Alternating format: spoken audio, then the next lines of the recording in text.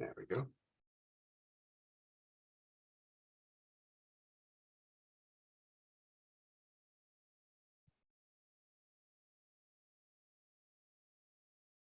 Okay, here we go. Welcome back. This is Unit 3, Part 3, the final piece of the puzzle in language and cognition. I'm going to finish it up today. Just as a reminder, this is our textbook. The text that I'm getting a lot of this material from is called Human Development, and it's put out by the Human Development Teaching and Learning Group. That's at Portland State University. It's licensed under a CC Share Alike 4.0. So you can download this book if you'd like to. It has a more fully fleshed out narrative of what we're talking about in these videos. And it's free for all. Okay, so just a review of the last 2 or 3 slides from the previous lecture, talking about newborns and communication. A lot of people say, hey, newborns don't communicate, or if they do, how do they communicate? And the only way that they can do that is extra-linguistically, or outside of what we know as language. So they'll use different cries, different types of cries, coos, sounds that indicate happiness or other things to let us know how they're feeling. But mostly they just cry. Soon enough, however, they begin developing language skills, thankfully.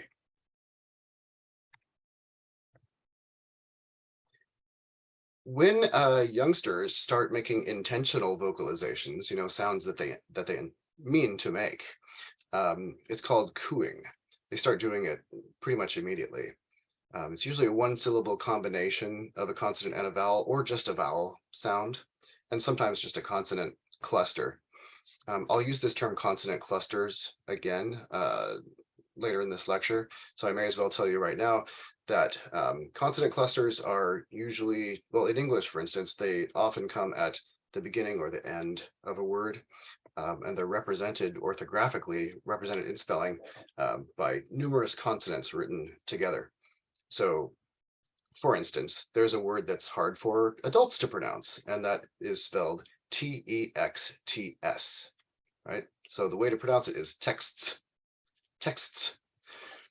But most people probably reduce that coda, we call it the coda, at the end of a syllable, to just text, something like that, or perhaps text. It's a complex consonant cluster. You can imagine that would be very hard for somebody who's just learning to make their lips and mouth work to form language. That'd be really hard for them to produce. So, but we do get different vocalizations. We'll come back to that. So these gurgling musical vocalizations can serve as a source of entertainment to a baby. Sometimes when we put them down in that crib and we're not playing patty cake like these two are, they may become bored. Their little minds are programmed to explore and expand and develop, and we put them in the dark. We have to, because they have to go to sleep, but they get bored, and so cooing and things like that can keep them entertained. In fact, they seem to be entertained by the sound of their own voices.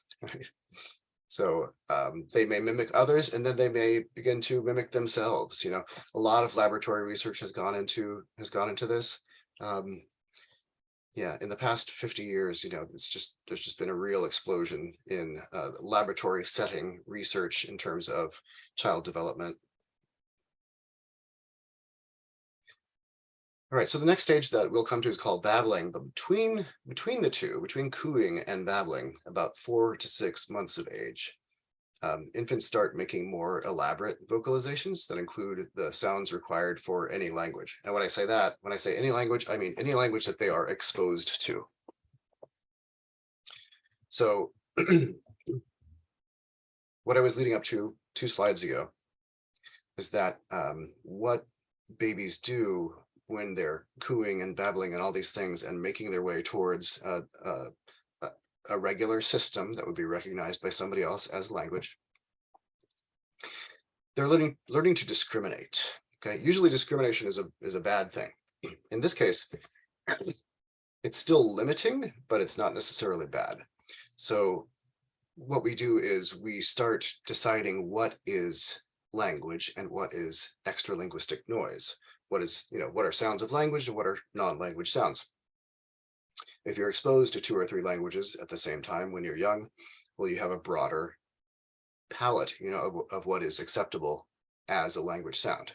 If you're only exposed to one language, and in some cases none, we'll talk about that later, then you have you discriminate, you have a much denser filter for what is non-linguistic noise. And so that makes learning other languages later on harder.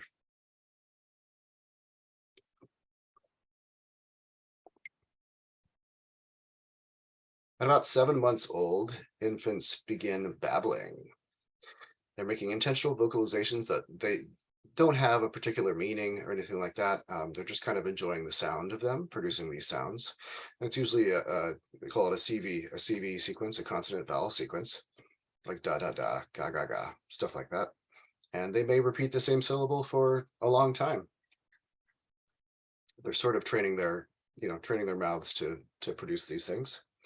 And if their parents or whoever is speaking around them speaks a language that includes, for instance, mama as mother, a lot of languages do, and a lot of languages don't, then mama might be something that gets repeated a lot.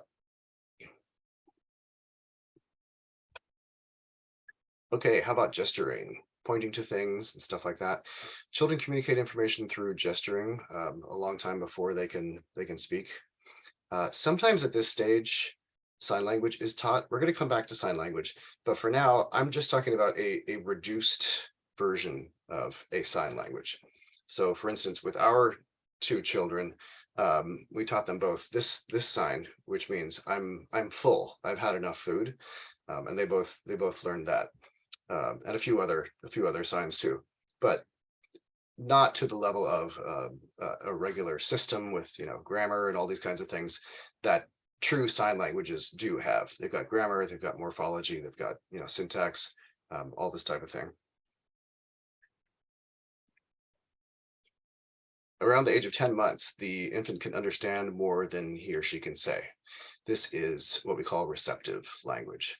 I think we could probably all identify with this. If you study a little bit of a language and then you go to a region where people are speaking that language, after a little while, you start understanding a lot.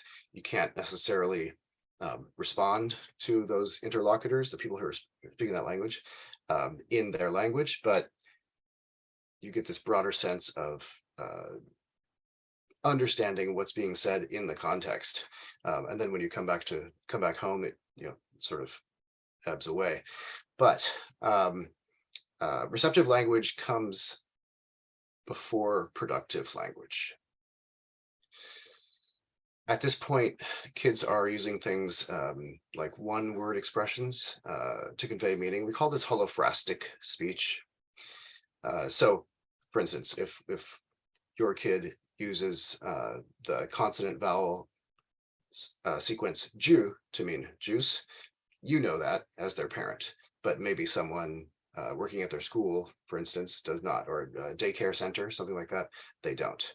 That's a pretty common one, but we all sort of learn our children's idiolect. So idiolect is dialect at the level of the individual, okay? College word of the day. We all know our children's idiolects. We all know our own idiolects, but it's possible that nobody else on the planet understands your child's idiolect, right? Okay. Making language errors. It's really interesting.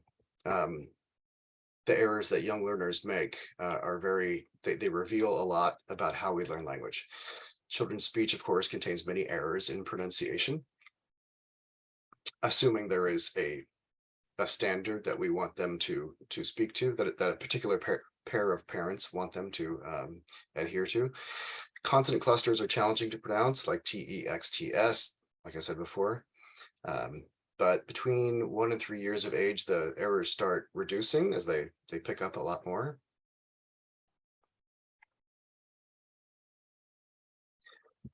Okay, so I use the term L1 a lot, just means first language. It's a linguistics term. So errors in developing L1 include things like underextension, when a learner believes that a label for a category only belongs to one referent. So a referent is anything in the universe, just anything that we have a word for.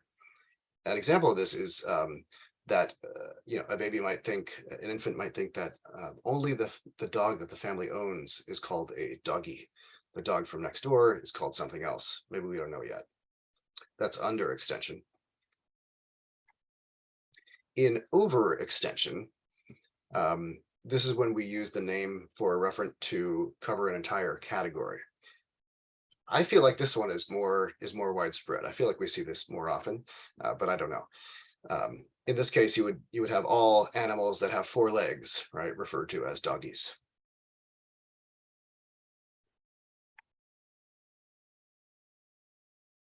Baby talk, infant-directed speech. This is something that is, common across all cultures, everywhere, even Antarctica. Parents modulate their voices when speaking to infants. You know what it sounds like. We exaggerate the vowels and consonants. We use a sing-songy sort of voice. We add facial expression. It's like we're really trying to convince that infant that we are communicating with them. I'm communicating with you and only you. Before they develop object permanence, which we talked about in the previous lecture, when your head leaves that crib, you may as well not exist, right? So while you're there, you have to make an impression if you want some communication to take place. All right, here comes part 2 of this lecture. We're going to talk about some different theories of language development. Now, we're not going to go so deep into any of them. We just want to sort of, scratch the surface and get a flavor, get a feel for each of the sort of major areas that these theories fall into. As with kind of everything else in early childhood development, human development comes down to nature and nurture. And so people who study language development, naturally split it into these 2 categories as well. On the nature side, language and the ability to learn and use it is seen as innate. It's something that's it's a human capacity, and it's a uniquely human capacity. We said before that humans are the only animals that have a true language. Other animals communicate, but not using language. And then on the nurture side, you've got language and the ability to learn and use it. Use it is something that is acquired. It's something that must be taught. So hold on a minute. Language is the only thing that we learn implicitly. It doesn't need to be explicitly taught unless it's a second or third or fourth language, right? The language you learn on your mother's knee is rarely instructed until the grammar becomes more complex, and we start correcting our children, saying, oh no, it's not goed, it's went, right? This kind of thing. Children pick up language much faster than we could possibly teach it, right? So the answer has got to be somewhere in between these 2, or perhaps there are aspects of each in the other. Raise your hand if you've heard of Noam Chomsky. This is probably the most famous linguist living today. He's now at the University of Arizona. I think he's in his 90s, but he did most of his most important work back in the 1950s. And it would kind of, the blanket term would be nativism. So Chomsky posited this thing called a language acquisition device, or LAD, which it's not something that you can pinpoint. It's not a physical structure in the brain, but it's something to do with a person's consciousness, and it's used by humans to learn and use language. Hand in hand with this is the concept of universal grammar, which, according to Chomsky, was a human ability to discern what is grammatical and ungrammatical. In other words, we're born knowing whether a sentence, we're born knowing what is language and what is not language. So even Chomsky doesn't believe this 100% anymore. To say nothing of all the detractors who never did or don't now. But there are aspects of truth in it for sure, and laboratory research has shown that. What are some of the aspects of universal grammar? There's structure. So what we see realized at the phonetic level, the level that I'm communicating with you all right now in, is called surface structure, just what's realized, right? Just what we can see or hear. But this is all supported by a deep structure. So we've got S structure and D structure if you're reading the linguistics literature. Okay. And children learn both the deep structure and the S structure without being explicitly instructed in it, right? They just learn it by being exposed to language.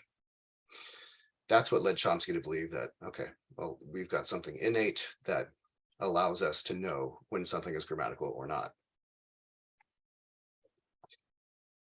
Looking at a couple of language production areas, like I said before, there's no one area in the brain that's responsible for language production. And what we know about the brain's role in producing language only comes from observing people who have been injured. So for instance, Broca's area, if a person has an injury there, they develop an aphasia, we call it Broca's aphasia. If they're injured in Wernicke's area, there's a different sort of aphasia that comes from that, right? So each of these is indicators of the whole. There's no particular one that if you take it out, then language is done. But Broca's area is responsible for language production, and Wernicke's area is responsible for language reception. So if you have Broca's aphasia, you're not going to be able to form sentences. You'll be able to understand them, but not form them. You'll just say nonsense. Wernicke's area is the opposite. You'll be able to produce language, but you won't be able to understand things that other people are saying. So you could look these up later on. There's a lot of videos and research out there about these different aphasias. Okay, more on Chomsky. Critical period. This is somewhat controversial topic, but it seems like the best time to learn language is when you're young.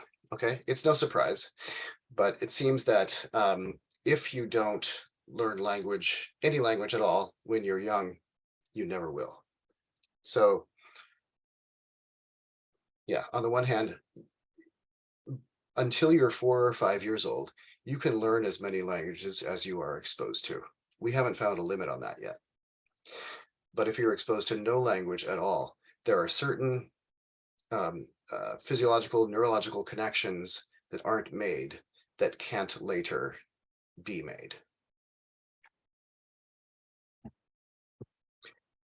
So this is a weakening of Chomsky's position, because if language were 100% innate, then that wouldn't be the case. You could not be exposed to language for 20 years, and then all of a sudden be exposed to it, and boom, you're off and running.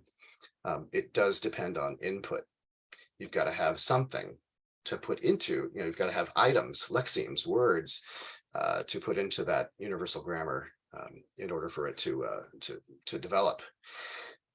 So feral children, this is Victor. In the 19th century, he was discovered living in the woods. He's always depicted as being around wolves and stuff like that, but I think he probably lived alone. And someone had abandoned him as a baby in the woods. This happened in America too. There was a girl named Jeannie who was it's a really sad story. She was cruelly locked away by her parents in a basement or something, and they never spoke to her. And she was freed when she was 13 years old. So both Victor and Jeannie were able to pick up some basics of language, but they never were able to form grammatically well-formed sentences.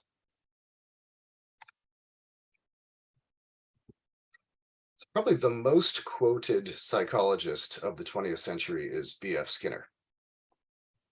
Skinner sort of represents the opposite of Chomsky.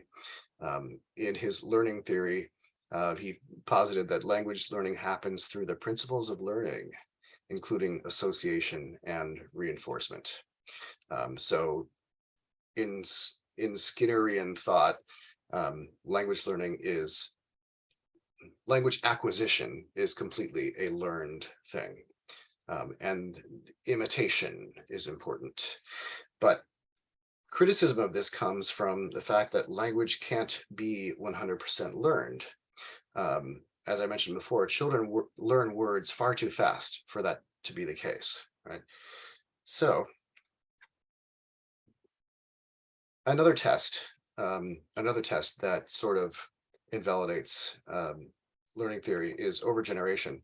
So if we think about all these rules that we write for language, rules are meant to be descriptive. They describe how a particular language functions, but you can use those rules to generate sentences. That's what we do with computers, right? We try to teach them to speak to us.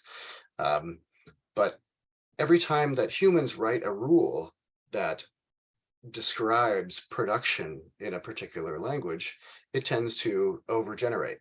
So if we think of a child learning these rules implicitly, not explicitly, right? No one tells them, usually in English, the past tense is formed by adding ed, right?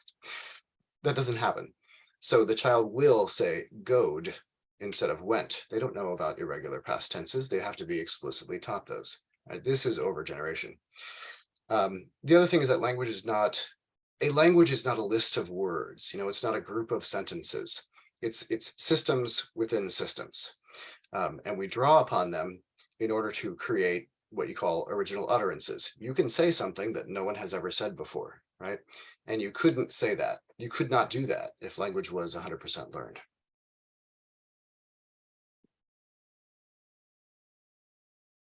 Got a very interesting case in Nicaragua, I think in the 80s, 70s or 80s.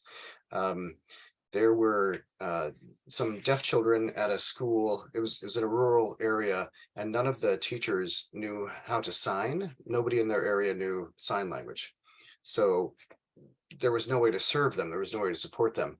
But children will make up a new sign language if they need to. If they're striving to communicate. We're going to talk in a minute about how language is an inherently social activity.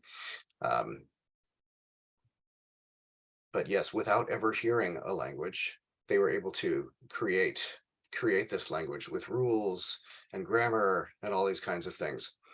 In the literature, you'll see comments about this Nicaraguan sign language, which has become the sign language of Nicaragua, by the way. You'll hear about this as being not a full language. There's kind of I take issue with that because, as I've said before, here and in other venues, if you're able to talk about anything that you want to talk about, then it's a language, and we haven't seen a language yet that doesn't let you do that. So. And we come to social cognitive theory. Albert Bandura in the 20th century. Bandura was concerned with the social aspects of language learning through experimentation. He did a really famous experiment. It was called the Bobo doll, I think, the Bobo doll experiment, where he had an adult and a child in a room, and then there was this sort of scary looking doll. It's the kind of doll that you can punch and it will fall over and right itself again. And they had the adults mistreat the Bobo doll, to shout at it, angry face, maybe punch it, something like that, and then leave the room. And when the adult left the room, the child would then come and mistreat the Bobo doll as well. I think we've probably seen things like this happen, just in our own lives. But this showed that people are constantly trying to socialize. And so even if something that a person who is looked up to is doing is inherently bad, like punching a doll, a child may do it anyways out of a desire to communicate. Right. So, in terms of the the social aspect of language. So the other thing is that when children are talking to someone and they feel that that person doesn't understand them, they will recast or make linguistic repairs. So if they say a word, the other person doesn't know what the word is, they'll try to recast it, repeat it in a different way, different pronunciation, intonation, what have you, and then they'll look for a synonym, this kind of thing. So Bandura saw this as evidence that language users are trying to cooperate, that cooperation is their goal. So if we take all of these three theories, or three approaches to language learning, I think we can see that there's validity in all of them. Language is clearly social. Every time you speak, you're speaking to someone, right? Even if it's self-directed speech and you're just talking to yourself, someone else could potentially hear it, and then it would be communication, right? Social communication. Our brains obviously have mechanisms in them that allow us to learn language that other mammals don't have. And we have to learn language. We've got to be exposed to it in order for it to, for us to implicitly learn it. So there's validity in all three of them. I don't think you could, you could espouse one and not at least one of the others. So, we've got lots of places to go. Folks, we have come to the end of Unit 3. All right. Thanks for sticking with me. This is a subject I get very chatty about. So, I do appreciate your attention on this. And we'll see you on the next one.